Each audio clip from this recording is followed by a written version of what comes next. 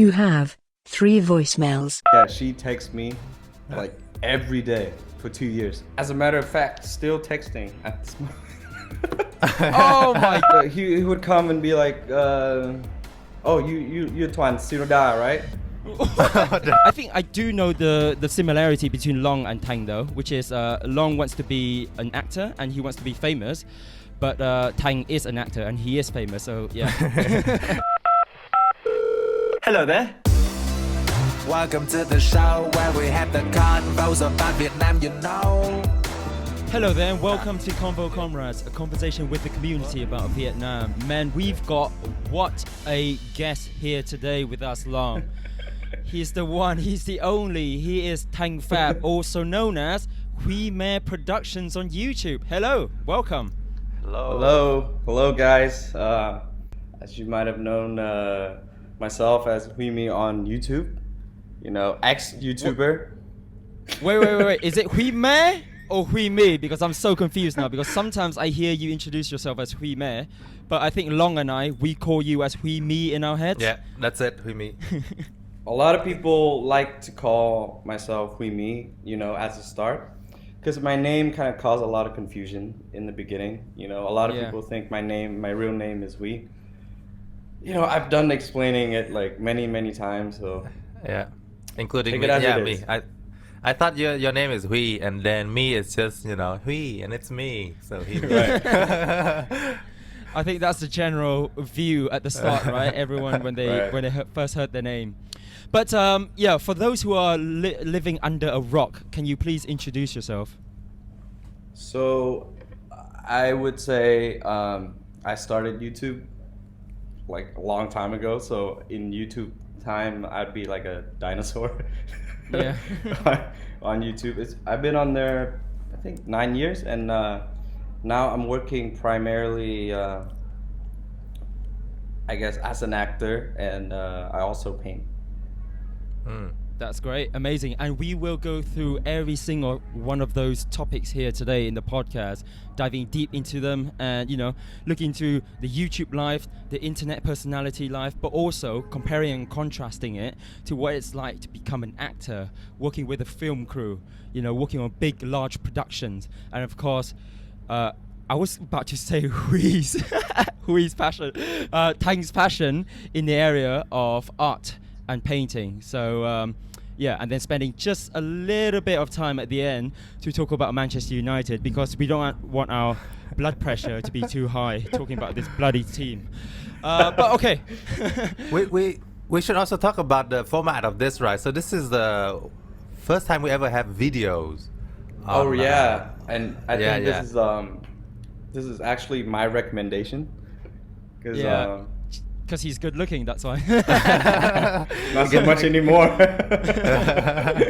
Yeah, but so for those who don't know, and for those who are listening on Spotify, if you head over to YouTube, you will see that there is a video version of the podcast, and we are recording it.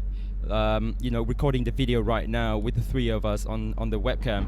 Thanh suggested this, and it caused a bit of confusion from our end, simply because we didn't know how to record remotely through the video function. But of course, you know, we need to make sure that we showcase the handsomeness and the good-looking nature of our guests. So yeah, we finally found a solution at the end. But yeah, head over to YouTube if you want to watch the video version. Yeah, that's it. So a bit of background and context for those who don't know. I actually knew Thanh, I would say like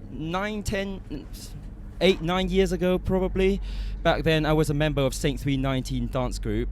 We were one of the larger K-pop dance group cover groups in the world at that time, and we worked a lot with influencers and internet personalities, so with the likes of you know, Chipu, for example, and of course Thanh was one of the influencers that we worked with a lot. I think we shot a music video or something together in the basketball court, that's all I remember. And of course I did a bit of vlogging and YouTubing right after that as well, when I came over to the UK. And there was like this small group of YouTubers. I think we were definitely one of the first few YouTubers in in Vietnam at that point in time, right? With the likes of JV Evermind, and then yourself, and then Lâm Việt Anh, Toàn Shinoda, etc. as well. So yeah, and then of course we got Chang Tracy, who now is known as Chang Makeup. Right. So yeah, that's how I knew Tang. And Long doesn't have any connection with Tang whatsoever. I did not know Thang before then. I wasn't in any dance group. I was dancing. You were dancing. I was dancing. When no one's looking. In the shower, that's what he was doing. No, that's dangerous. I should say that dancing in the bathroom. Oh, is did you guys hear that? Yeah, what is that? Is that thunder? It's a thunder, yeah. Yeah. Whoa. I do miss that tropical weather in Vietnam. You don't get that sort of thunder in the UK. It tends to be really really like light. long, draggy rain in the UK, And which it's is super drizzly. annoying. Yeah, so annoying. But anyway, I think I do know the similarity between Long and Tang though, which is Long wants to be an actor and he wants to be famous. But Tang is an actor and he is famous, so yeah. Alright, don't worry, Long. I'll go easy on you. I'll be nicer to you maybe in the next couple of years or so, but not right now. Okay, so why don't we get started then? Let's get started. Let's get started. So Tang, a lot of people know you as a YouTuber, right? And someone who's been on YouTube for so long. How did it all started? And then we can go into your transition into becoming an actor. So I started YouTube. I think I've always had this passion for video editing. Yeah. So even when I was in middle school, I liked to make videos, and I would usually force my friends to take part in my videos. So I basically try to make them act, and then I would film and also act in it and edit it.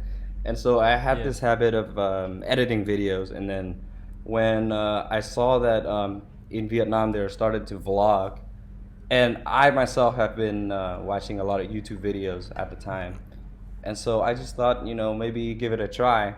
And also, based on the lack of friends and communication, so it also kind of helps that I have a lot of time to enhance my editing skills.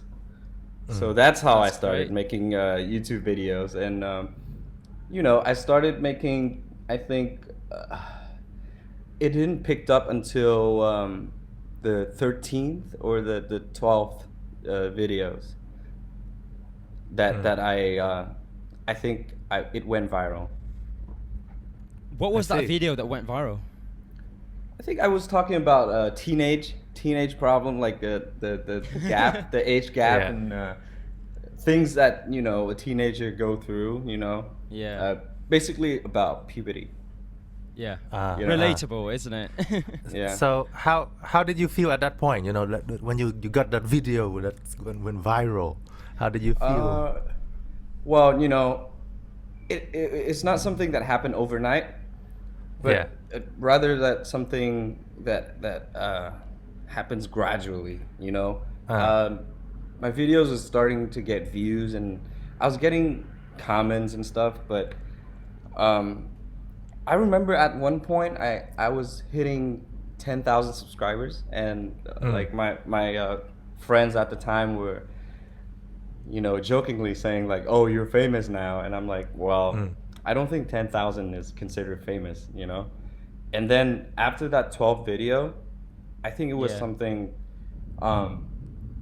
became quite an internet sensation, I think, at the time.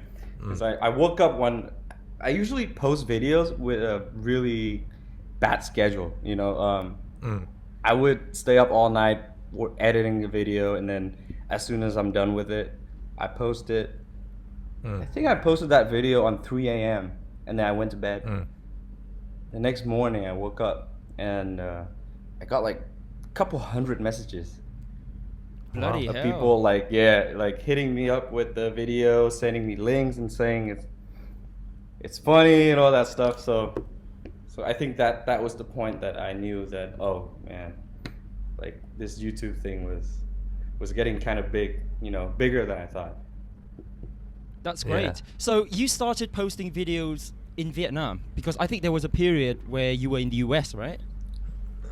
I started making videos in the U.S. and then I went back to Vietnam and then continued making videos. Right, got you. And let's take a step even back from that. Where was the inspiration, you know, in terms of where did you get the motivation to start editing videos? Because look, it's not as easy as today. You know, you have your cell phone, you know, you got easy apps to just like edit and then cut and then post on the internet, right? Back then, I think you required a camera, like editing softwares, and you know, everything wasn't as accessible and it wasn't easy to learn things. How did you, you know, go about going into this hobby? So I think every editor would start with Windows Movie Maker. So it's like an editing app that you know comes with Windows, you know, back in the day. Yeah. And so I kind of just got used to it. I used to have this like digital camera that I borrowed from my dad. So I used that to, you know, just film. And then sometimes I would have problem like converting the videos because back then there weren't so many tools or apps that would help you with that, you know. And sometimes you would get difficulties using some certain sounds, you know. You don't know how to convert it. You don't know how to get it from YouTube. You know, back in the day, it was like I just learned it all by myself, but really. Yeah.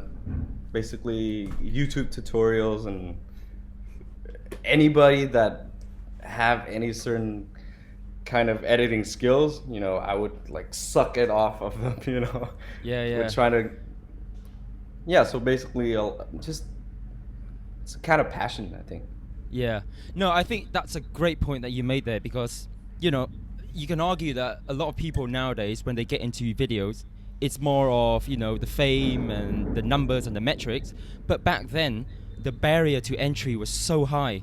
So in order to cross that barrier, you really need to have a passion to want to get into this space, right? And you got in very early as well. What was the sort of journey of growing subscribers and growing more recognition on the internet? What was it like for you? I think for a lot of people, I'm just gonna talk about my perspective, but usually it starts really slow, and then once it picks up, it goes really fast, all the way up, and you would stay there for a while, and then as soon as you slow down, it drops again, and so it becomes like it's kind of a, how do you say it in British, like topsy-turvy kind of topsy-turvy kind of situation. It's sort of plateaus but in a curvy way, and kind of slow roller coaster riding kind of cruise, right? Right, but it goes up like slowly. In a forward trajectory. Got you. That's great. And how do you deal with the amount of attention that you get? You know, at first it's actually really nice. You go out. I bet. You wouldn't know that long. No. Wait, before you say this, right? I don't watch a lot of YouTube. Okay, I wasn't big on following YouTubers back then, but I knew you as Huyme, and that was a big deal. I knew JV Evermind and Huyme. That's all I know from the Vietnamese community, because I don't watch a lot of YouTube. I watch movies. So that's you're successful, definitely. If you know, at the beginning, it's like I remember the first time I got recognized was I was just walking down this. I walked past this kind of garage sales or something because I was picking up a friend, and then there's the first time ever, right? This girl was like a couple years younger than me. She actually came and was like, "Can I get your autograph?" And I was like, it feels kind of weird, you know. First of all, you know, at that time we have phones. Usually I would think that, you know, that you would take a selfie, you know. I never would expect someone to get an autograph. And then my signature is kind of shit anyway, so I told her that you know, I'm not sure how to do it.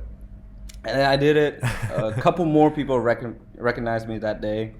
And so, you know, it took me a while to kind of get used to it, of course, human nature, you feel happy, you feel happy that you get recognized for something that you do.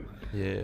But sometimes it's kind of weird too when you when you walk into a public place and then they just kept staring. Like they won't say anything or they won't wave at you. If they were to like wave at me or say something, I would have been really happy and I'll talk to them, But then just the staring kind of makes it kind of awkward because I don't know if they like me or they hate me, I can't be too sure about it. So no, but that's me. That would be me actually. If I saw you back then, I would say, "Oh, yeah, look, guys, it's Huyme, it's Huyme." Oh, look at him. And the difference between Hanoi and Saigon is funny as well. So like usually like back in the day, before I moved to Saigon, in Hanoi it would be like if I met some guy that is going out with a friend, and they both saw me, one of them would go like, "Hey, it's me," and then the other one would go, "Where?" Right? But in Saigon, it's different. In Saigon, it's like, "Hey, it's me," and the other one's like, "Who?" That's the difference at the beginning. Beginning stages, yeah. Do you get so? I think I'm more recognizable in Hanoi. I think. All right. I'm in Saigon and I recognize you, so that makes sense. But do you get certain fans? Let's say you go into a restaurant. Is that the rain? That's the rain. It is the rain. Wow. Oh, crap. Tropical rain. That's crazy. Maybe okay. I should close that window. Yeah, probably. I do miss the tropical rain. Whoa. Oh, that's better. Yeah. I was about to ask, do you get certain fans in restaurants or cafes where they sneakily take out their phone just to like get a quick snap of you so that they can share it to their friends? Do you catch them off guard? It actually does happen sometimes, and a lot of people. I wouldn't say a lot. I've had that situation. I think in total that I can remember. Not so much, only about 5-6 times. This is your podcast. You can just say that it happens all the time. No, but from what I actually remember, so sometimes I would catch them and they would play it off like they're not doing it. They're just checking their internet, but they're wearing glasses, so I can actually see the screen of me reflected on the glasses. So that's the few times, that's the couple times that I've caught him. Yeah. What's the scariest experience that you had with a fan? Scary. Oh, well, I do have a couple people that calls me. They somehow got my phone number and they just call. Whoa. They just call me. And then they That's so creepy. text, and she texts me like every day for 2 years. Every morning. Oh my every days. night. And as a matter of fact, still texting at this moment. Oh my gosh, really? Yeah. So, I mean, it's hard to understand. Do you reply? I don't know. No. I think if I do, then it would never stop. So I would just have to wait. Maybe she's watching. Maybe she's watching this video right now. Hello. You can say something to her. Hello, weird ass stranger. Stay away from Tang, man. Stay away. What is wrong with you? Jesus Christ. Leave the man alone. God. That's that's the cons, right? That's the disadvantage of being famous. Well, I wouldn't know that. I would say that the fame kind of shimmer down quite a bit in the past couple years, because I haven't been really I haven't really been present online. But still, you know, she's still texting. No, that's great. That's great. So that's an interesting point that you made, Long. Like, what are the cons of being famous? Because you mentioned just now, let's say you walk into a restaurant, you walk into a cafe, there's this, is there an sort of subconscious awareness that people are looking at you and you need to make sure that, let's say, you don't embarrass yourself, you don't trip over, or, you know, the way you pick up your cup, it doesn't spill water onto you, so you don't make a mess of yourself. Like, how does it feel to think that there are people actually, they know you and they can potentially take photos of you or talk to other people about it? That's actually exactly what is going on through my head most of the time. And sometimes, you know, I don't even know if they're actually looking, you know, I think it's all in my head. But then still, you know, you never know, right? Yeah, I just don't know. And I do try not to trip though. That's a real thing. Because I actually do trip a lot. I mean, it must be like, because look, I am nowhere near the level of, you know, recognition that you have, but being in Saint 319, right, Este Bamochin, back then, everywhere we go, like, because it's like we're a zoo. Imagine like a zoo walks past you, like everyone would be looking, right? Because it's a huge group, and we're always like wearing fancy clothes and stuff, because like we're always in like our dancing mode. So everywhere we went, you know, there'll be tons of eyes looking at us, and I can sort of understand as well. Sometimes we just want to get like some coffee or, you know, some what's that tofu pudding? You know that tofu pudding? I don't know what the Vietnamese word is. Yeah, right. Whatever, anything really. But everywhere we go, there'll be people looking. But of course, we're very conspicuous in that sense. You know, we're very showy. But for you, it's one person, so you don't know if people are looking or people are not looking. Right. Yeah. And you just can't assume that everybody likes you. That's the thing. You can't really assume that people know you and they like you at the same time. People might know you, but they might not like you. That's the thing. So that's something that I'm always, you know, I try to be aware of that, you know. And it really doesn't help because I'm naturally more shy than a lot of people think. And it had gotten better over time, you know, since I work with a lot of people and do all the things. So it kind of helps it, but I'm actually naturally more shy than a lot of people imagine. So do you mind the people just taking random photos of you? You know, yes, when you go out and let's say you do mind, right? If they if it's the wrong angle, right. If they actually asked, then fine. You know, I would never. I don't think I've ever said no to a person. You know, unless I didn't have time or anything like that. But I don't think I've had that problem in the past 2 years, 1 year and a half since we've been in lockdown. Anyway, and there are a lot of things that people can pay attention to, you know, at this moment. Makes sense. Exactly. How do you deal with haters then, Thanh? How do you deal with haters? Do you have haters? Well, they don't really show on YouTube, you know, since my likes and dislikes are always like really big contrast. You know, I would have lots of likes and not so many dislikes, but I know that some people don't say it, you know, but you can kind of. I've met a lot of haters out in the real world. Okay. Not online, but like in the real world. Yeah.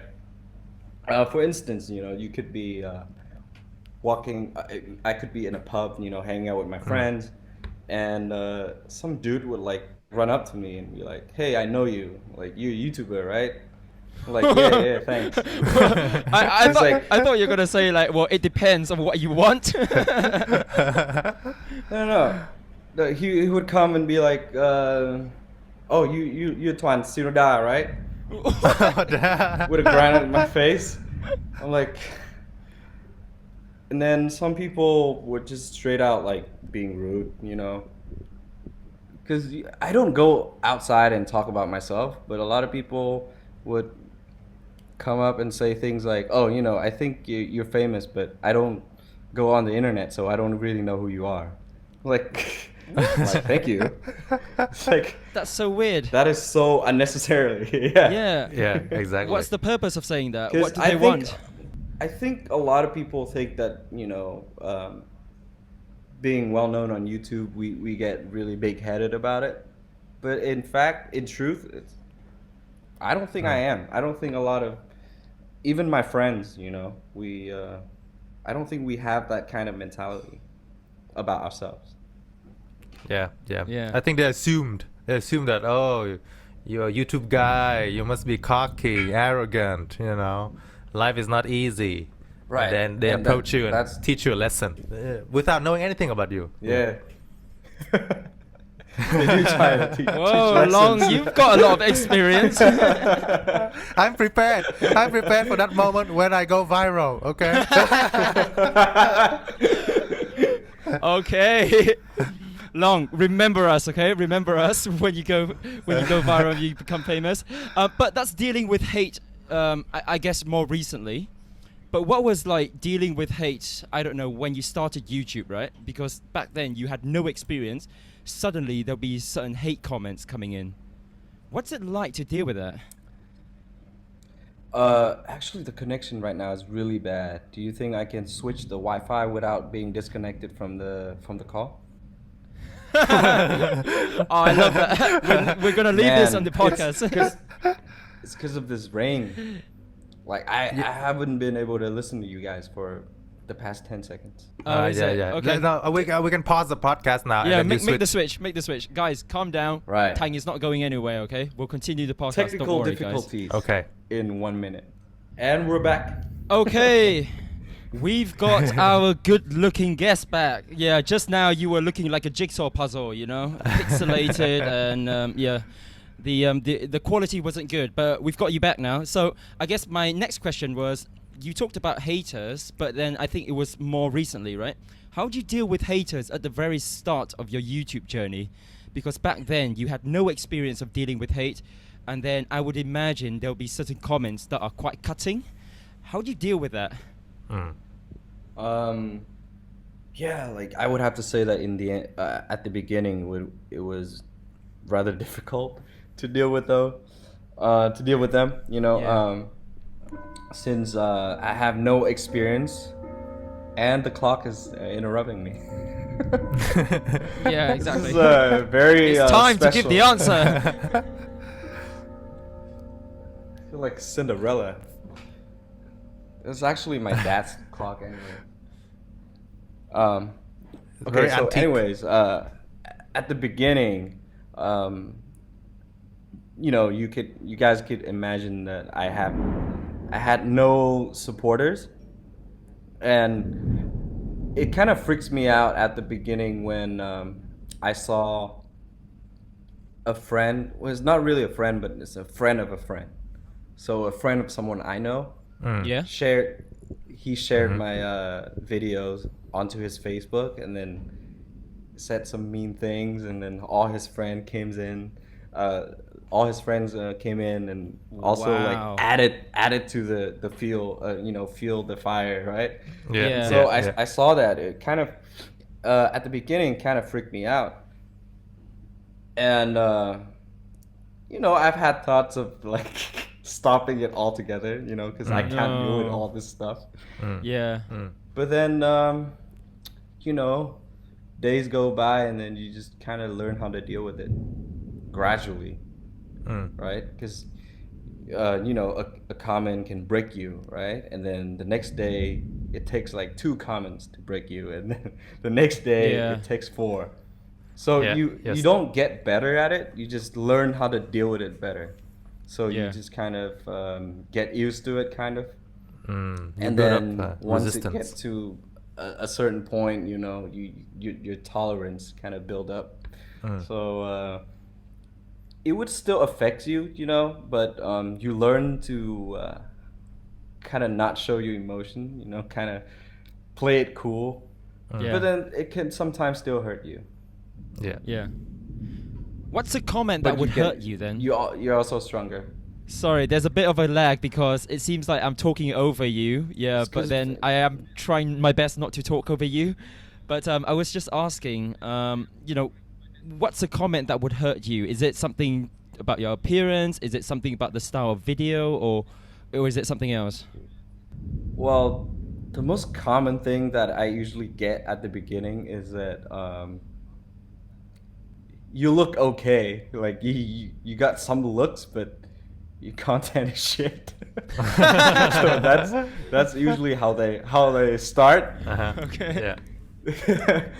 That's how they usually start with, and you know, you need to add some salt Wow. to your videos, you know, things like that, etc., etc.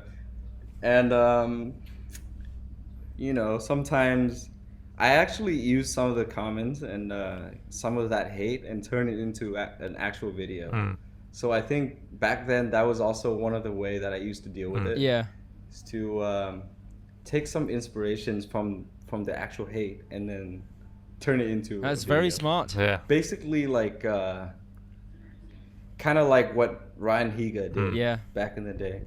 So I also got inspired from him as well, because he also does get a lot of hate. so. Definitely. But he does make a lot of videos about haters.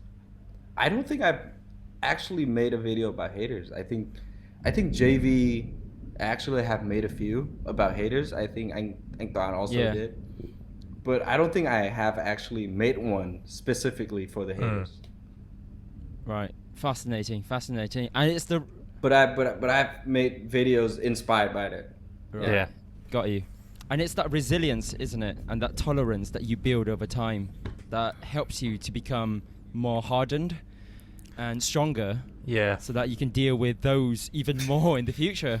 Hard. Yeah. that's Exactly. it. Oh, he's putting off a joke. All right, move on. We got to move on. Okay. All right. So, next question is, what was the transition from YouTube to your acting life like? Like, how did it come about in terms of you deciding, oh, you know, I want to try acting. I want to become an actor. Because I don't think many YouTubers sit there and think that, right? So this is quite a unique transition in that sense. Mm. Right. And so I think I have to credit this one guy, Kep Jumba. Mm. Oh, Since okay. I'm his big fan since the very beginning. And he made that transition into an actor. And so when I saw it, I was like, you know, this is something that a YouTuber can actually do, and which I've never thought about. And for me, I've always had that passion for video editing. You know, even in at the end of high school, I actually wanted to go to film school instead of painting. And so I always thought that, you know, that's something that whenever I have the chance to do it, I'll jump right in. But I didn't know that it was gonna come my way. And I got that email asking me to audition for that film, my first film, and it's actually in my junk mail on YouTube, right? So you could imagine like me sitting in my room at like 2-3 a.m. not knowing what to do, and I check my junk mail. I see this email asking me to audition for that film, and I just couldn't help but think that this is a scam, you know? Yeah. Who would try to send me an audition email through my junk mail, right? And so I emailed him back. The person that emailed me was Anderson Lay. So he introduced himself as a producer for Anh Hampton, right? Yep. Which is the director for Hollow at the time. And I emailed him back like 6 months late. because I got it 6 months ago and I didn't know. Oh my gosh. And so I thought the opportunity had gone by. Yeah. So I emailed him anyways. I was like, I'm sorry I didn't get this email earlier, but I hope that we can do, collab in the future somehow. And they were like, no, we're still auditioning. We're a month away from shooting. Oh, okay. If you want to audition, Wow. you should fly to Saigon and do that screen test. And I've never done a screen test in my life, but I just booked that ticket. I just went. I met with Ham, and I think I made a good connection with him since, I can actually talk to him, because he. I had a feeling that he might have liked me enough to pick me for that role, and he also gave me like 2 or 3 films. I think it was The Usual Suspects and Primal Fear, so that I could come home and watch it for my, for future reference on that character. So I thought I made a good impression, but I went home. And I waited, and it was like 2 weeks, and I didn't get anything from him, like not a message and anything. So I decided to write him again, like a paragraph long message saying that I really wanted this opportunity, I really wanted to take this role, I'm inexperienced, but I'll do anything, right? Like I'm willing to learn, and I'll work my best, work my hardest. You give me this role. And then I messaged him that paragraph and no answer. Oh no. No answer. And then I was like devastated. I just thought I had to let it go. And then a couple days later, he messaged me back saying, hey, didn't my assistant tell you to come back to Saigon for a second audition? Su Boy's coming back from America. And Su Boy's coming back from America, and we want you to do a screen test with her.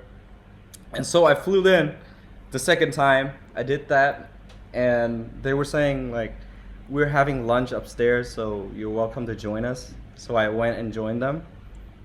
And Anh Hiệp, right, at BHD was like, hey, you should come over here, come to this room. And so I come in, and they have a contract on the table. Wow. And so I got my first role. Bloody hell! Wow. No, congratulations. It was pretty. That's great. Yeah. I think we read this. That's a cool story. I think we story. read this story in one of the articles. I think on Game Bon, but it was nowhere near the detail that you've just shared. Yeah. So that was really fascinating. Okay, for people who are not famous like ourselves, and also people who are listening in from the audience, can you explain to everyone what the hell a screen test is? Yeah, screen test. Oh, it's like a casting, an audition, basically. So you come in and you act a few scenes that they have on the film.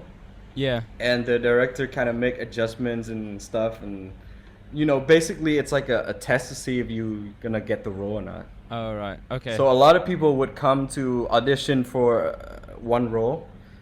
At the time, I think I was one of the last people to come in and audition for that role. So you're not given like script beforehand, right? So they give you script on the day, and then you act out in that particular scene on the day. Sometimes they would give you like a page or two the night before, so you don't have like months or days to prepare. Sometimes they would give you, only a couple days before and only 1 or 2 pages. So usually 1 to 2 scenes. Yeah. Sorry, we lost you there. I'm not sure it's just me, but the rain is really messing up the podcast. God damn it, rain! It does. But yeah. The rain. Not the rain.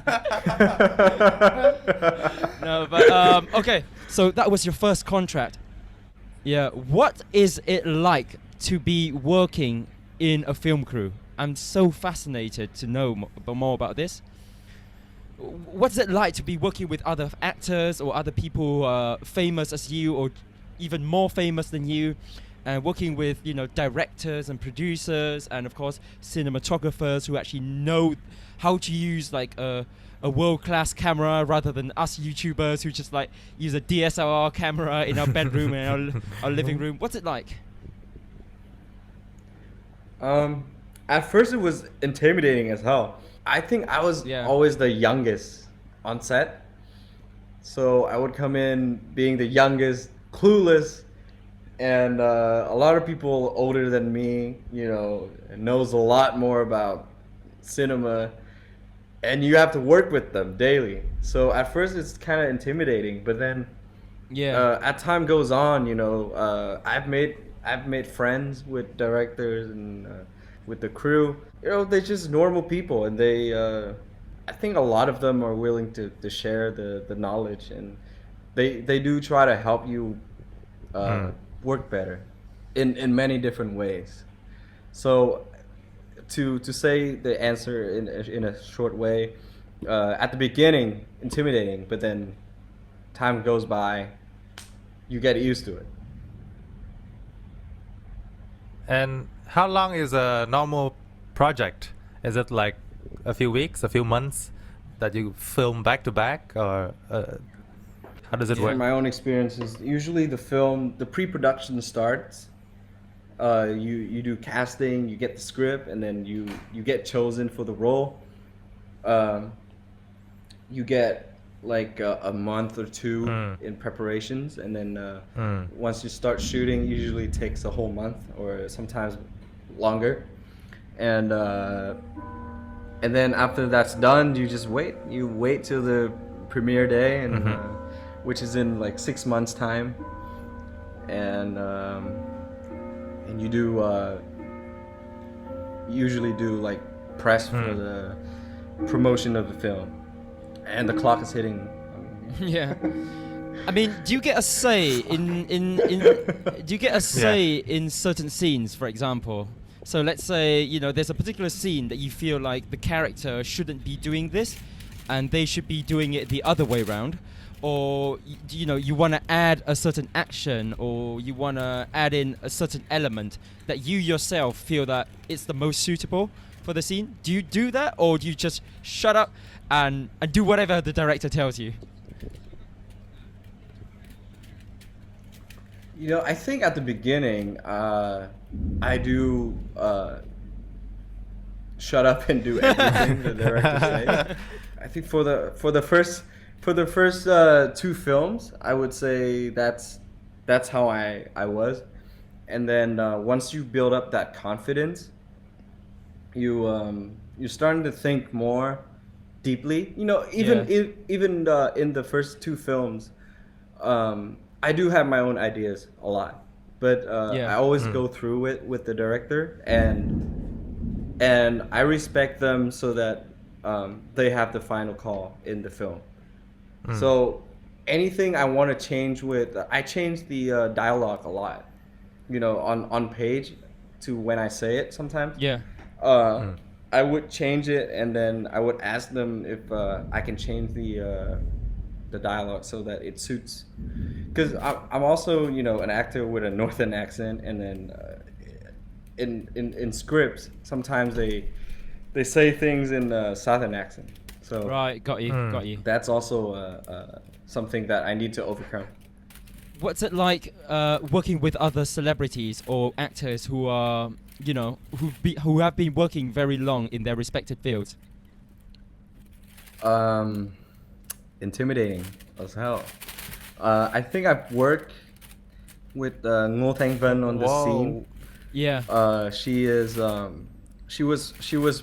was playing my bodyguard, and she's such a pro, you know, to the point that, you know, I was this beginning actor kid, right, on set, and she's been in the cinema industry for like 20 years before me, and I did a scene with her, and but it actually kind of helped, since I was a little bit intimidated by her. You know, I was scared that, you know, if I fuck up the scene, like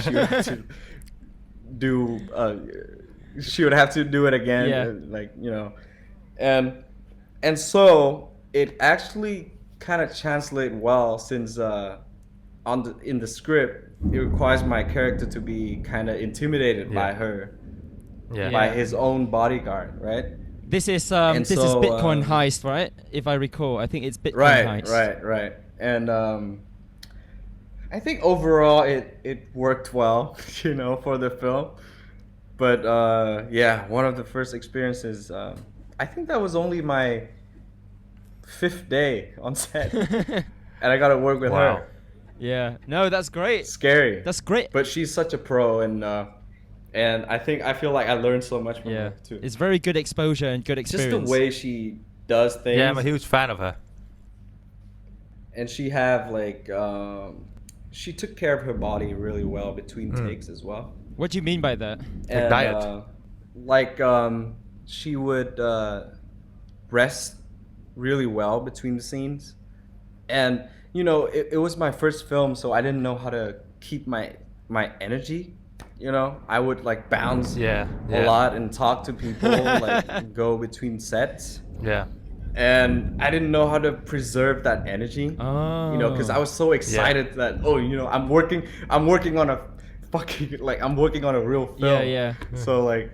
Yeah. It's like a happy kid, so I didn't know how to preserve that energy, but you know, I've learned. Fascinating. Yeah, no, that is an aspect that we don't see a lot, isn't it? It's like how actors preserve their energy, make sure that they go about their day so that they can keep that energy level when the camera is rolling. And that's something that we obviously don't think about proactively when we watch movies. Yeah. It's quite a thing there. Right. And it's really sometimes you would see a scene and you wouldn't know, you know, that the actor has only had 3 hours of sleep and he just had woken up from a nap. Oh my gosh. Or things like that. No, that's crazy. But working on a film, I think the thing that hit me a lot was that working on a film actually requires a tremendous amount of stamina.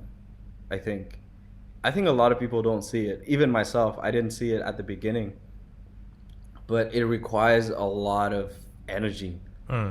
Like you have to keep your body healthy in order to go. Because sometimes it could go really long and then you wait on set for 45 an hour and you could be sleepy, but when it's call for you, you have to be ready. Yeah. And so it takes a lot of time to get used to it.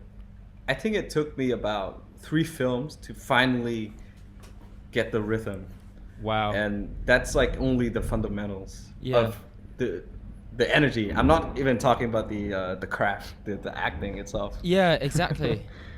No, it's crazy because you know, I'm quite fascinated in this sector as well. So sometimes I watch like behind the scenes, and you know, the amount of work, and I think one important keyword here is the coordination that is required between the actor, the director, and you know, the cinematographer, as well as the rest of the film crew, in order to pull off one scene is insane. And you know, you as an actor, do you have any stories of, or you know, from you know, a fellow colleague actor or actress who has to do a scene over and over and over again because they're not doing it right, and the director or the cinematographer get pissed off? Like, you don't need to name the person, but has that ever happened? And how do you deal with that pressure? Because you know, you're not acting it correctly, and I don't even have to find anybody else. Tell us. I think on my first film there was this certain scene that I had to walk through the corridor, like the hallway, and it's like a walk, but you can't walk. No. It's like a walk. You tripped. It's a walk, but then you have to have this certain emotion on the face. Oh. And there were so many actions, and I have to, you know, there's certain marks that you have to hit on the floor as well. So I'm so like conscious about doing 3 things at once, and I just couldn't do it. It took me like 27 takes. 27. Wow. It's just not right. Yeah. 27 takes. And Ham called me 27 takers. Oh, that's your nickname then. How did people react? I mean, because you're a new kid in the block, you're inexperienced, but you're trying your best. Do people show emotions that, you know, I'm so pissed off, or do they really try to control those emotions? No, they get really frustrated. But no, but I think people they kind of see that, you know, I try my best. So that's why I kept getting recalled to do future projects. But you know, at the time, people know that it's like a team thing. So you achieve things together, you fail together. But sometimes it takes a damn long time to film certain scenes. And that's the thing about filmmaking that still kind of fascinated me till this day.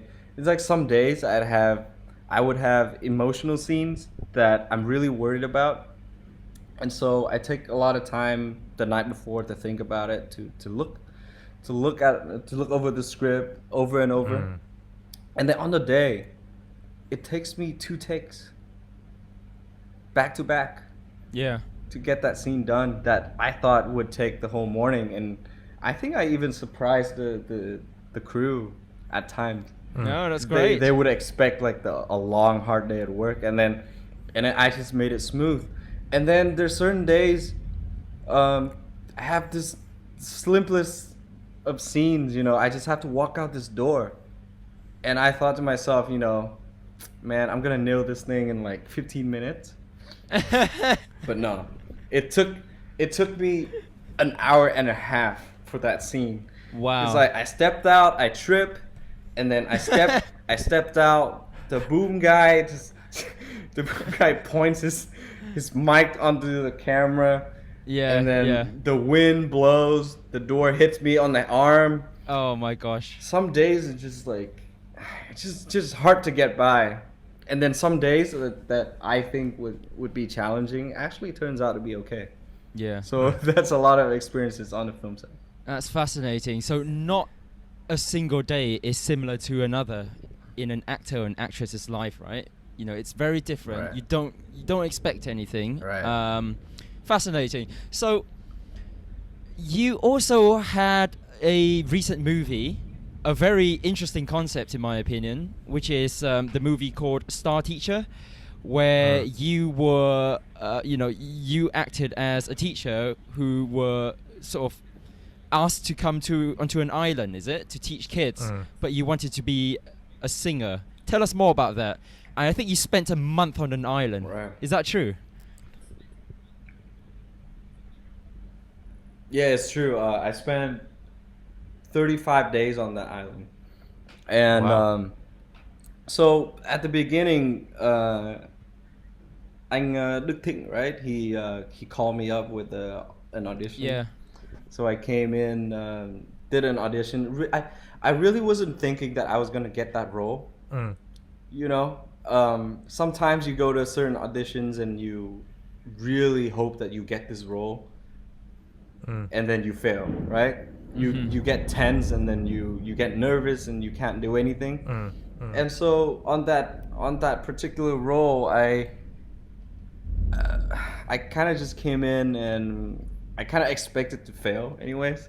So it actually got me into a pretty decent mood, and it wasn't really anything special until I kind of made them laugh. I made them laugh at this certain scene. They asked me to lie about eating a chicken from a student. What? Okay. And so that film was that scene was that scene was cut out in the films, but basically was like, you know, my student had the little chicken that she raised, and I have been eating fish all the time, and I got tired of eating fish, so I stole her chicken and ate it. And they asked me to lie about eating the chicken, and for some reason I did that scene, and they were all laughing at it. What made them And laugh? so he also asked me if I knew how to play the guitar.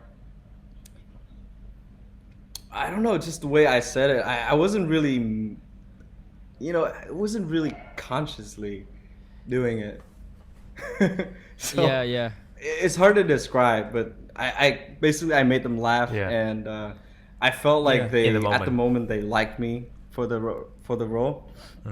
And then he asked me if I knew how to play the guitar. So I actually was forced to learn the guitar when I was younger by my mom. Okay. So I can play a little bit of classical guitar. And so they were asking me if I knew how to play the guitar, and I said yes. And then they just pull out the guitar from the other room. It's like, okay, then play it then. You wrote this on your CV, so make sure that you prove that you can write. You can play the guitar. Right. So I did play, not very good, but I did play. And he was like, okay, this film is gonna be, try and work hard in the film. Pat me in the back. I was like, what was that? And then they actually called me later saying that I got that role. Wow. And so I only got a month to prepare. And for that role, we spent most of I would say 90% of the filming was on that island. Mm-hmm. So about 90%. So there's hotels there or what? They're not hotels, but they have motels. Right, so residencies, in a way, Yeah. So you still get you get a bit of Wi-Fi. You still have air conditioning, so you have decent sleep. But on the island, there are parts of the island that you get no signals. That's true. Yeah. And on the island is mostly old elderlies and children. So all the teenagers and the adults, they go into the big cities to get jobs. So on the island, you travel, you take a car from Saigon, right? You take a bus from Saigon to Phan Thiết, and then from there you take a boat. I don't even know how to describe that boat, man. Like, because we I had to take this. We read on Kinh 14, right, in the article, and you went into quite extensive detail about the fact that you have seasick, and you were just puking and puking and puking all the time. Tell us more about that. Right.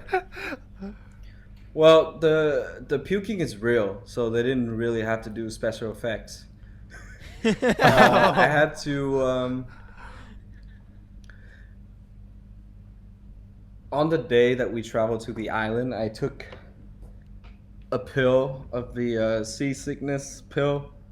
Yeah.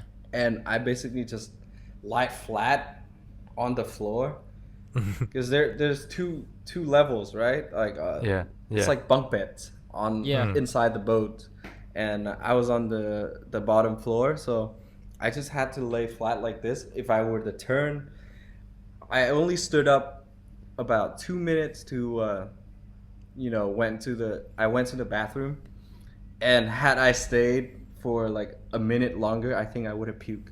That boat was hell of a ride, but man. that's like, it was rocking like this for 4 hours.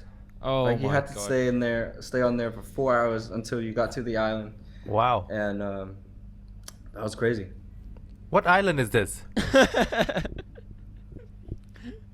I've never been to this island. Fukui Island.